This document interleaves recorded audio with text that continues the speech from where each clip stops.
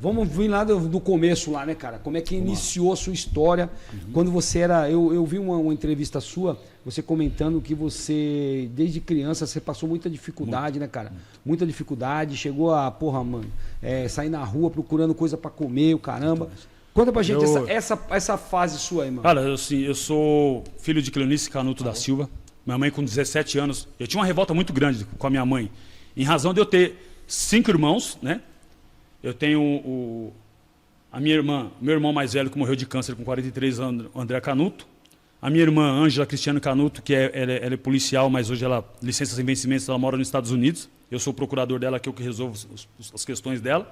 Mora nos Estados Unidos. E com essa minha irmã é legal a gente conversar depois sobre, porque um dado momento, quando minha irmã estava ali no auge dela no trabalho na corporação, minha irmã não gostava de mim, me odiava. E qualquer discurso que ela encontrasse alguém, ela falava assim, meu irmão não tem jeito não. Sabe? Então ela me odiava. Até depois ela começar a viver umas realidades e ver a minha transformação dela entender que eu era um ser humano igual a ela. Mas tamanho foi a institucionalização do pensamento da minha irmã que ela chegou ao ponto de não gostar de mim, do seu irmão, sangue do seu sangue. Mas hoje a gente tem um puta de um relacionamento porque a vida foi mostrando para ela que eu falar para você, isso aqui é errado, isso aqui é certo, não, quem vai mostrar isso aí é o tempo. Aí ela começou a entender as razões da minha luta e tudo aquilo que eu passei, os traumas que eu passei, que me levaram a passar por todo esse caminho. Né? Então a gente tem uma relação. Aí tem essa minha irmã, aí tem a minha irmã Andréia, tem a minha irmã Aline e tem a minha irmã Eide, que foi doada. Tamanha miséria que a gente passava, que a minha irmã nasceu no hospital e já foi doada, saiu, ela nem veio para casa. Minha mãe veio para casa. Minha mãe veio para casa só com os pontos e tudo, e com a saudade de uma criança, porque imagina uma mãe. Carregou 9 meses, né, meu? Imagina uma mãe, ela sai de uma casa, vai para casa e a criança vai para um outro braço de uma outra senhora, que era amiga da gente, amiga da família, que tinha recentemente perdido uma criança no parto. Então a gente levou esse amor, que a gente tinha essa alegria, para um outro lar. Por quê? Porque a nossa irmã ia sofrer com a gente passando fome. A minha avó sempre falava assim, que uma barriga a mais ou a menos não ia fazer diferença, mas faria diferença. E essa era a nossa história, a gente tinha que entender. Hoje eu tenho um bom relacionamento com a minha irmã, haveria de não ter, a Eide. Você tem contato com ela? Tenho contato com ela, minha irmã muito bem resolvida, mora em Florianópolis, com uma vida estabilizada. Esse dia ela recebeu minha mãe lá, minha mãe foi passear. Então a gente tem essa relação, eu não tenho aquela proximidade de chamar igual eu vejo minhas irmãs, abraço, cheiro, beijo, porque a gente tem essa distância. Exatamente. Né? Há tempo, muito tempo que não a vejo. Enfim, mas a gente tem esse contato. Então veja, a extrema miséria bateu na nossa porta de tal maneira que a gente teve que doar a minha irmã. Então isso, eu sempre fui um cara crítico. Isso mostra hoje a forma como eu falo com vocês aqui e desbravo o meu caminho. Eu sempre fui muito crítico. Então crítico, eu falava, mano, eu sou filho de um. A minha irmã e meu irmão é filho de outro. A minha outra irmã é filho de outro, a minha outra irmã é filho de outro e a que foi doada é filho de outro. Sem contar uma que, numa briga da minha mãe com meu tio, minha mãe acabou abortando. Então você imagina isso tudo me contaminando, eu sugando. Eu sou uma esponja, meu. Quantos anos, irmão? Isso eu era criança. Eu acho que eu começo a entender, eu ter as maiores lembranças da minha trajetória a partir de 7 anos de idade. Porque eu lembro que a minha mãe fez uma festa de aniversário para mim, a primeira festa de aniversário que eu tive de 7 anos de idade, quando minha mãe tinha um relacionamento com um cara que cuidava de uma rede de açougues lá, e ele fez uma puta de uma festa tremenda. Esse cara gostava de mim pra caramba. E eu tinha uma empatia por ele. Depois foi mais um na vida da minha mãe, ele desapareceu. E aí eu peguei ranço de qualquer cara que se aproximasse pela minha mãe. Qualquer cara que se aproximasse. Uma vez lá fazendo excursão na praia, a gente foi pra praia, meu tio trabalhava com a Tupperware, né? E eles ficavam com a Kombi dessas empresas e tal, que fazia essas reuniões e tal. E aí a gente foi pra Bertioga. A Bertioga naquela época colocava as peruas na praia. E aí colocava a lona e tal, e ficava acampado lá 3 dias. E eu fui com a minha...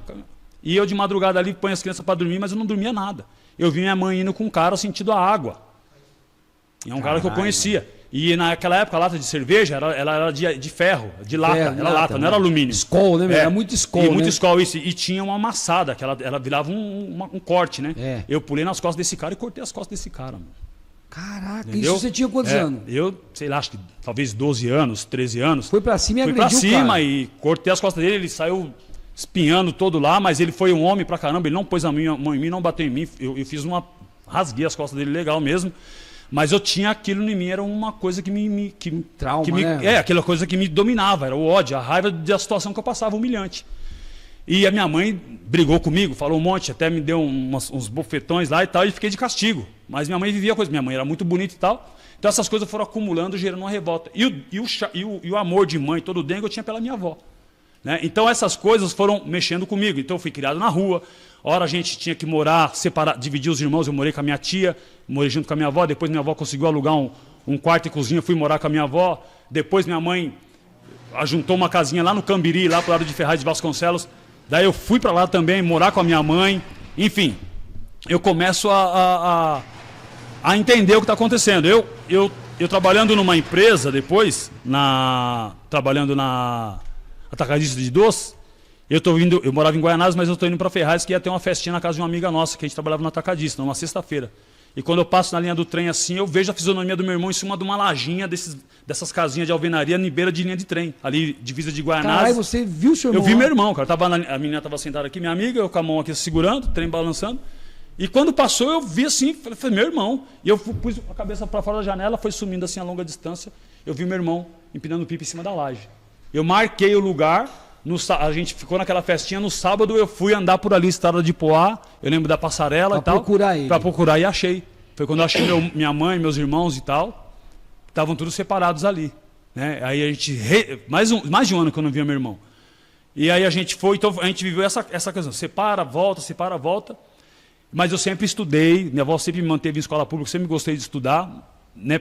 De maneira bem precária, mas sempre gostei de estudar. E aí quando eu tô ali, aí já mudei dessa vila para outro lugar, e aí eu tô morando na Vila Chabilândia, ali perto da Vila Nancy. Conheço. Onde tinha vários manos e tal. E aí tinha esse cara que sempre me colocou para jogar futebol, que meu sonho era ser jogador de futebol. Eu passei num teste na peneira, na Portuguesa, só que depois reformaram as estações, eu não conseguia mais pular. Eu escrevo isso no meu livro Extracampo, nesse capítulo. Futebol é minha chance perdida, né? E eu não consigo. Cara, você perdeu a chance porque você não tinha dinheiro para pagar. Não tinha dinheiro para pagar a condução para ir treinar. Caralho. Eu passei ali no Serra Morena, aí quem foi aprovado começou a treinar dentro da Portuguesa mesmo lá de esportes. A camisa eu lembro ainda que era Premier, né? Que era o patrocínio. Era o professor Manolo e mais um outro. Quem é da época lembra do professor Manolo. E eu fiz um treino só dentro da Portuguesa. E depois a estação de trem de Guaianazes teve uma reforma na CPTM e não conseguia mais, e reforçaram mais os PF, né, os guarda-chuva. Não conseguia furar ali. Não conseguia mais varar a estação. Aí só me sobrou a alternativa de vender doce no trem. Então eu fazia carreto na feira, doce no trem, sempre trabalhei.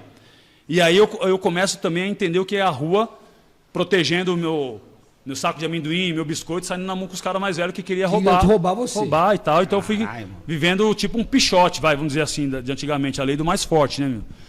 E aí, eu morando nessa quebrada, eu conheço o Rubens, que era o cara que me colocava para jogar, que me dava uma força, um cara sensacional. Porque as pessoas falam, mas como você pode dizer que o traficante fez? Ele me ofereceu o que era melhor que ele tinha. A vida dele foi aquilo. Então, no entendimento dele, eu entendi que aquilo era o melhor que ele podia oferecer para um moleque que vivia na rua.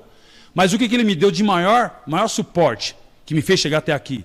Me ensinou o proceder, o respeito à malandragem, olhar no olho, para chegar até aqui.